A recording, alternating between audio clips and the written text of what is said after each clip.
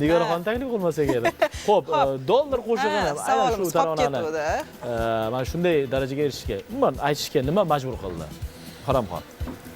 Tiriklikdagi eng yoqimli narsa bu pul. Aha. Sirni skazmi? Da, aha. Ammo bu tiriklik qachondir nihoyasiga yetadi. Xo'p. Yozib oling, ruchka beraman. Boshqatdan. To'xtab turing, yoshi bossam maylimi demadingiz-da. Aha.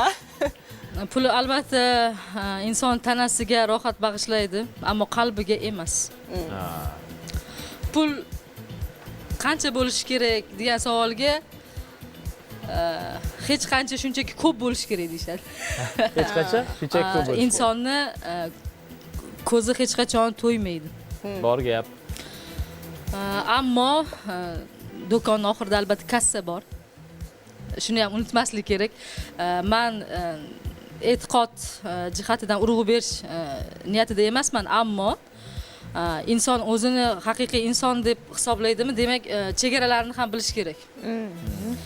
Boylik hashamat ruhiga berilib insoniylikni, odamgarchilikni unutib qo'yish kerak emas.